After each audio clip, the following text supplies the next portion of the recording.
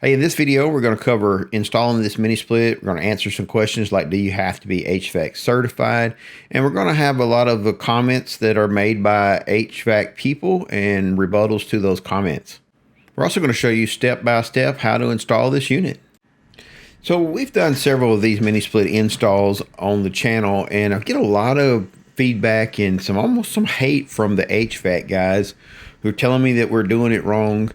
And the irony is we're following the directions of the manufacturer pretty much exactly. And I put in several of these, and the longest one is 8 years old, and it still works perfectly. So a lot of times I think that the HVAC guys want to add a lot of processes to the, installing, like purging the system with nitrogen. And it's like, you're not you're not getting all the moisture out. Well, the way we do it is the way the manufacturer recommends it, and it gets like 99% of the 99.8% of all moisture out, and the 0.4 just doesn't matter.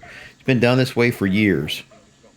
So there's some really great HVAC guys out there that are honest and have high integrity, and then there's some that will just add on extra procedures just to justify the cost.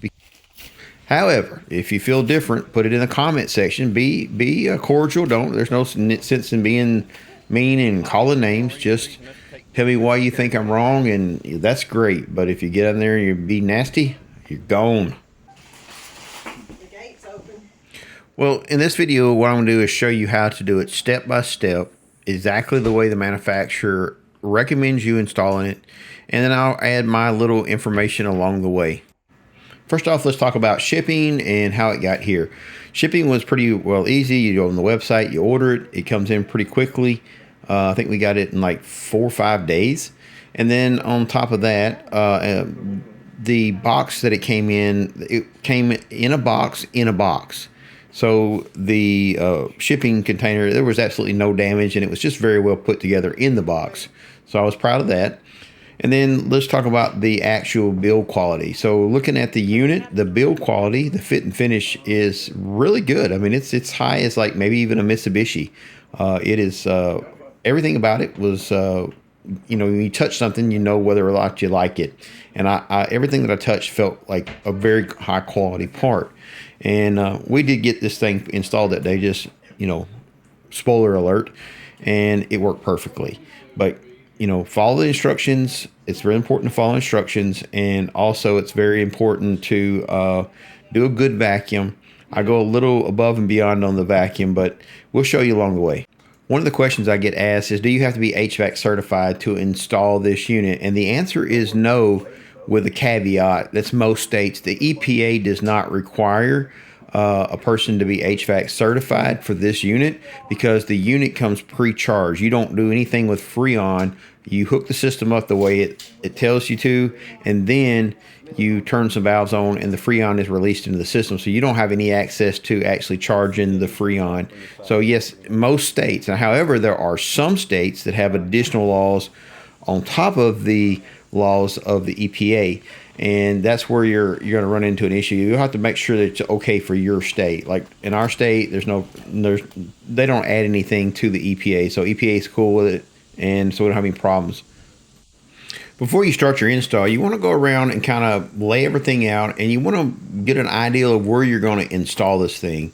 So there are a lot of things to think about, and I get beat up by, again, some of the HVAC guys. Like, the most important thing is to make sure that it's not facing west. You don't want the evening sun to be on it.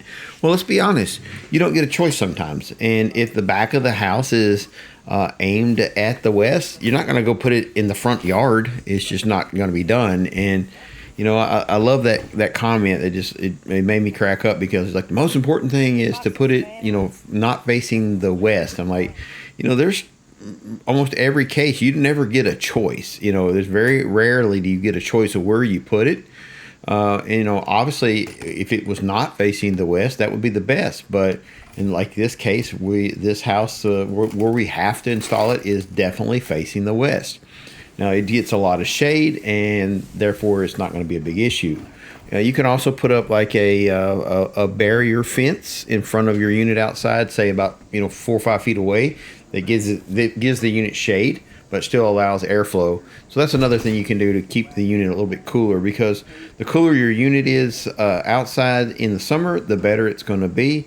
And that just reverses in the winter. If you have the evening sun shining on the unit, it actually makes the heat pump work better. So that's a two-edged sword.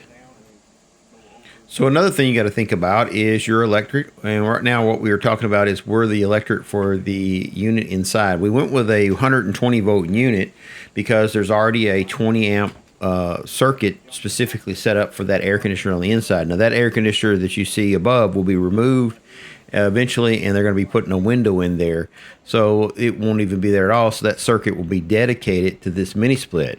Well, the mini split, you need to make sure that you know the amperage requirements for your mini split. This is a 20 amp circuit that we're tapping into, and the unit requires just under 16 amps, so we're more than adequate. And for that, we're just running 12-2 wire a short distance from the existing plug, and we're just removing the existing plug and making it a junction box. So this would be the point I would ask you. If you're not confident in your electrical work, you can do this. In Tennessee, it's illegal to work on your own electrical. Almost everybody has a decent understanding of it in the country. But if you don't understand it, go ahead and hire an electrician to install your AC disconnect box. And that way it's done right and it's up to code. In our case, it's a very simple job. We were just tapping into a 20 amp, 120 volt circuit that was right on the other side of this wall, and it's completely dedicated to an AC. It's the whole purpose it was put into to begin with. So in our case, we were literally running about 2.5 foot of 12-2 down to this box, and that's 20 amp circuit is already in place. The circuit breaker is already in place. Everything was already in place. All we had to do is just run that 2.5 foot down and then put a AC disconnect box. We also chose to install the AC disconnect box before we actually started the installation of the air conditioner, just to make sure that we wasn't going to have any kind of trouble, but it went really smooth. Took just a few minutes to get it done. So this unit is made by TOSOT, and up to this point, I was absolutely blown away by the build quality, and I still am. The thing that I thought could be a little bit better is some of the other units that I have installed come with a piece of cardboard the same size of the head, and it has a template out. You just put the template on the wall, mark it out using that template. And this one you have to actually do the measurements so you know how far away to get it from the roof. This particular one needs to be at least 6 inches from the roof. So in this case, you see I put my 6 on the top of the unit, and the 7 and I think a half there was on top of the actual plate. So you need to know that, and you also need to know where the hose is going to come out. That's where the other brands that have the like a template, a cardboard template in there, that makes it so easy. It's like very, very DIY friendly. This one's not hard. You just have to do some measurements, and anytime you do measurements, you take into the account that there can be a miscommunication, and you cut a hole in the wrong place in the wall, and that's hard to recover from. Something I always try to do is here we found a place to mount this in the center. We got our level under it, and we're trying to make sure that at least one of those screws goes into a stud. And in this case, it probably wouldn't matter. This is old paneling. It's over 1/4 inch thick, so it's very robust. So it'd be more than adequate to hold the air conditioner unit up. But still, it's a good rule of thumb. I always use a stud if I can, and then that way at least one of them I know is very well attached. Possibility for some failure. So we're looking at there's just that bottom mount. So this is the point that I am measuring where to put the hole for the wall, and you can see I'm measuring it from the center of the bottom clip. So I know a known mark. That bottom clip hooks into that bracket in the center, so I know center to center, and then I know how far to measure down from the bottom. So it was not that hard, but it always increases the likelihood of a bad mistake. So that's why we measure twice and cut once. Here's a funny little tidbit. I had never used this. My wife and my sister both have hung a lot of pictures, and they use this tape method. And it's like, what do you use the tape method? And I'm like, what are you talking about? Anyway, so I slowed down and listened to what they said. That's pretty awesome. I just marked the marks and made sure that they were right. Double checked it with tape measure, and so there you go. My marks were in place, and now I just had to measure up to get the center of the hole. It was relatively painless.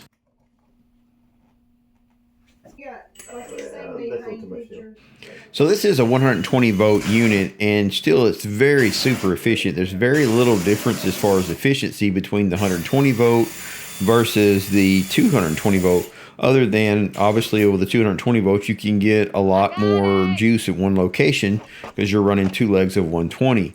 The reason there's no that much difference in the smaller units is because you're just basically converting AC power into DC power. This uses an inverter style motors, and it runs on all DC motors inside, which makes it a lot more efficient. And you don't have the huge surges of an AC motor like you do on a normal air conditioner. You always have here about like your big air conditioners outside, your central units, they'll have capacitors go out. It's because they're providing that surge of power to the fans to keep going off, and that's where you spend a lot of your energy. This unit here does not do that. In reality, this unit stays on all the time. It just turns very, very, very slowly when it's not needed, and then when it is needed, it ramps up very slowly. So there's no surge, and that's why it's so much more efficient than a normal unit you have outside. When you hear that fan kick on outside, it's kind of violent outside, like your big central heat and air units. When you hear them kick on, they come on. Good extension cord right there. Yeah. You need to clamp it until we put these on. So the first one,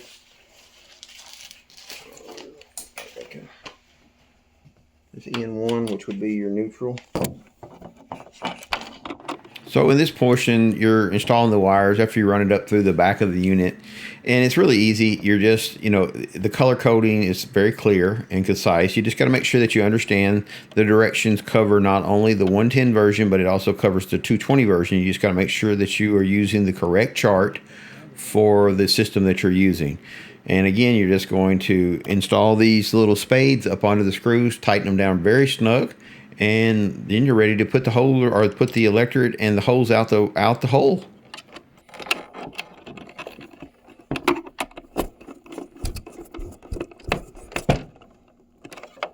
Next. Yeah. You have to glue. All right, so now we'll throw on that rubber part. We're good to go. Over there. Yeah, almost looks professional. Yeah. Like it's meant to be that way.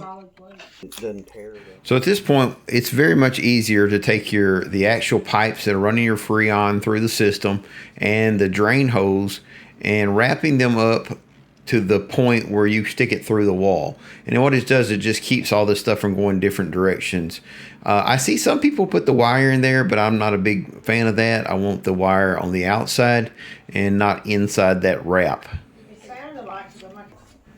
So you can absolutely do this by yourself, but I found it easier to have 3 people, one person outside pulling the hose and the wire through gently as the other person guides it through. And then you can just literally, after that, just hang this dude up there and put it right into place. This is actual real time. And it was so easy, actually, that I popped it loose again just to make sure. It's like, I feel like I'm doing something wrong. But it was literally that easy. Boom, that was it. Go up there on top of the ladder, just double check myself. Make sure you take the tape off. I didn't ask. I couldn't do that tape now. It's y'all's idea. Safety from not drilling more holes in the walls, babe. Yeah, now he'll be doing that. I'm telling you right now, that was the easiest one I've ever done. Yeah. Look, it just perfectly went up. I mean, yeah, it's done. There's no time. You don't have to be shh anymore. It's over. That's everything inside. Done.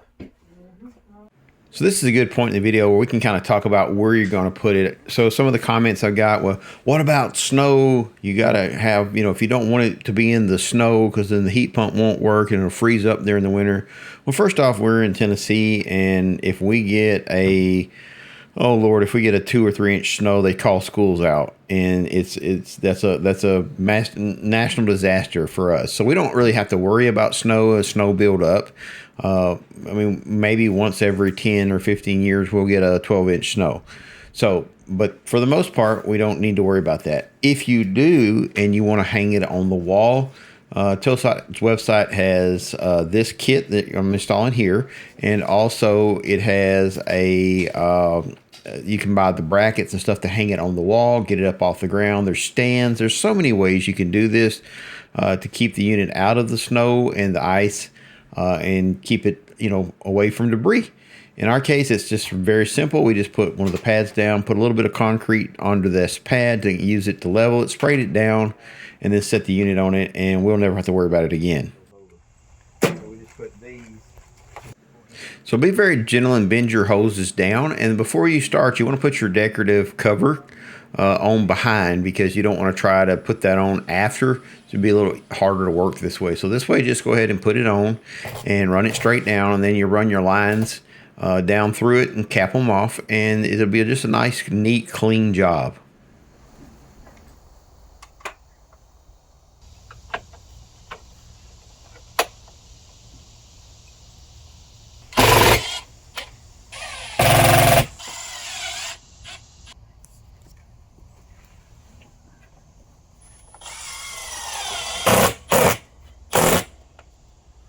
Right into a stove or something. Flamethrowers.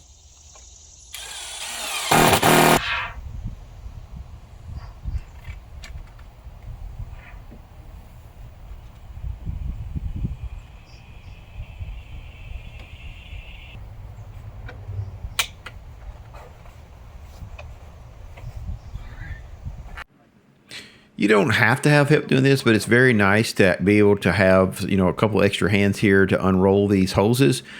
These are very small hoses, so they're not as hard. Some of the big units are very stiff, and it's very hard to roll them out. This one's actually not that bad, but still having some help around is always nice.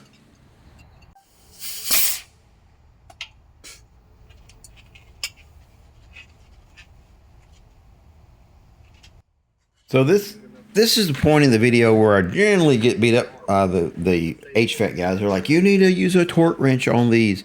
And, I've done thousands of these lines, not only from air conditioning units, but for brakes, hydraulic brakes hoses made out of copper.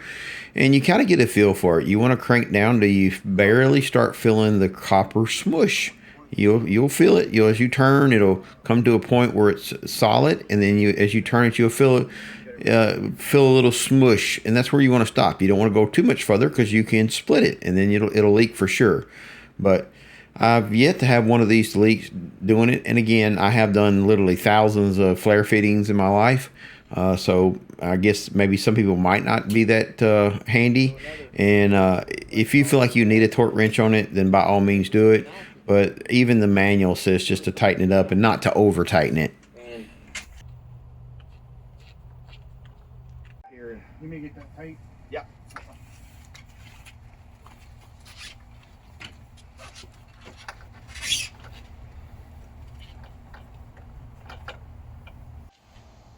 You're better at stuff like that, aren't you? Are we gonna cut these lines, or we gonna try and do Why do you always have to hot rod? That's what I do. No, you don't need. He drives that thing like it's a race car. Yes, ma'am. We'll roll out whatever won't do it.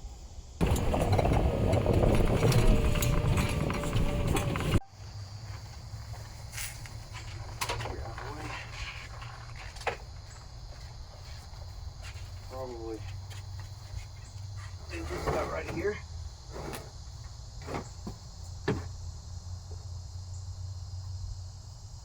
We'll get her a little level.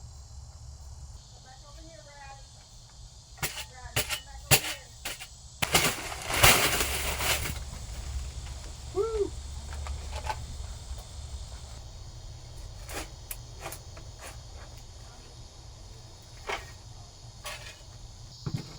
Good enough. pretty close.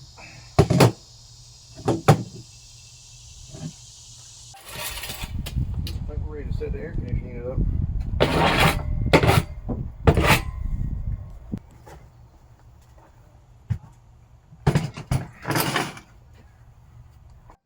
I'm going to speed this up just a bit. This is the cover where the pigtail comes in from the AC disconnect, and also where the pigtail comes in from the indoor unit. You're going to remove these 4 bolts and then actually install the pigtail and put all the wires in the right place. And it's in the manual and it's pretty clear, so I'm not going to go into that too hard. And then also here we'll show you where you hook the lines up. And I will show you that again. You're going to tighten these the same way you tighten the other ones, and make sure you don't go crazy. And then we'll get into the vacuum process.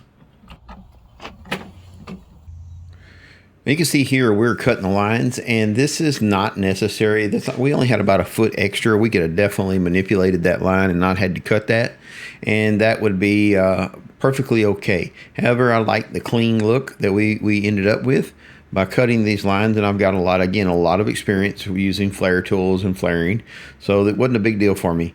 But anyway, just letting you know, you do not have to do that. You can coil those up.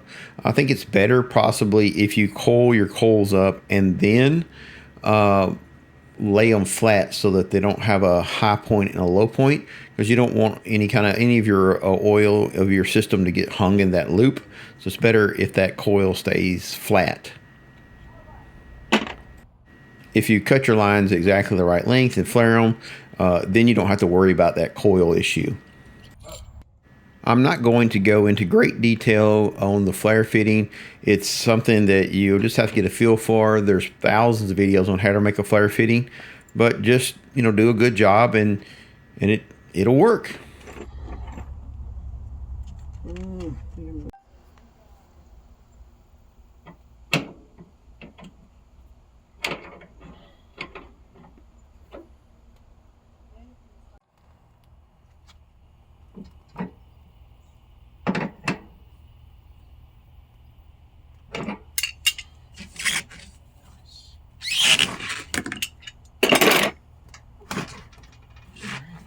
Now what we need to do is...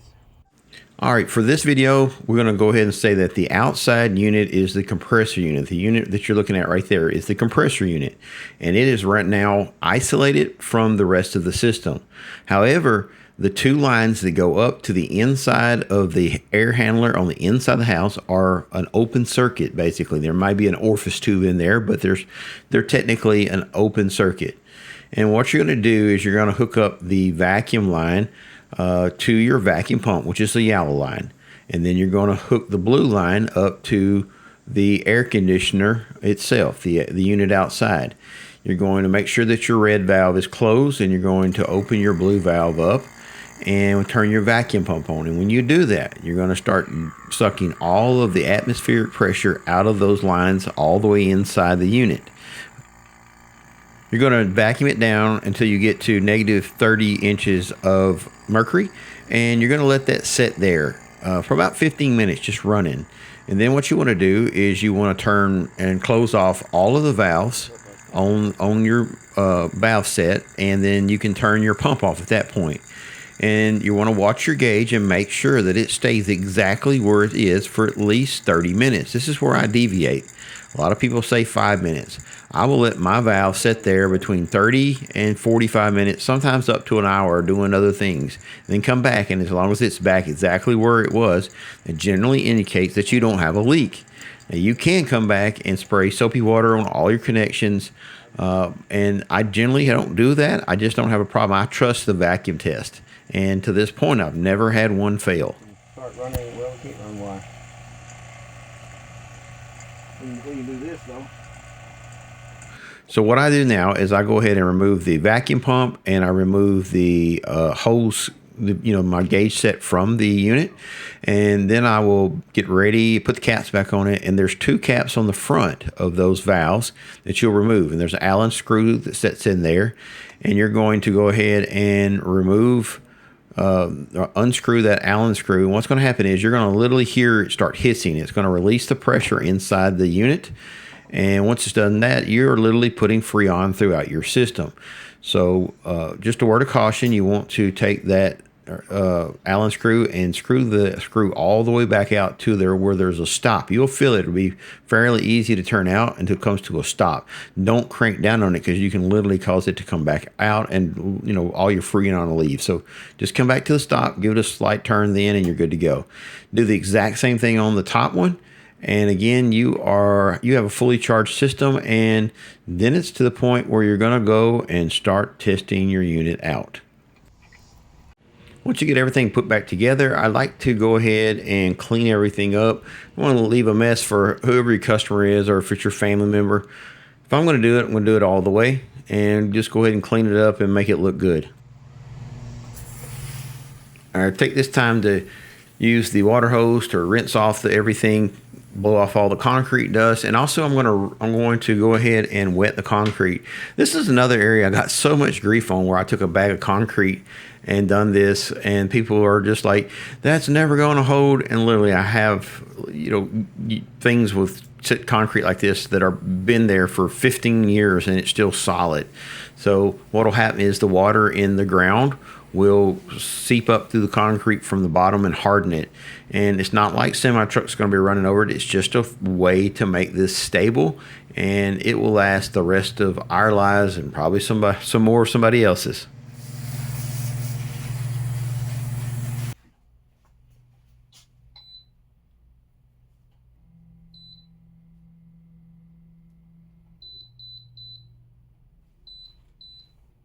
You run yours on 70? Running another. So this unit has really impressed me. The build quality, the fit and finish of it is really excellent. We put it all together, followed the directions, and as soon as we turned the power on, it instantly started working. And for a minute, we went outside and I couldn't tell because I could not hear the unit running. It is so quiet. And the customer did call the next day and said, I thought it wasn't working, but I went out and looked and it was still blowing air and it was just so quiet I couldn't hear it. I hope this video was helpful to you guys. God bless. Have a great day. So before we went out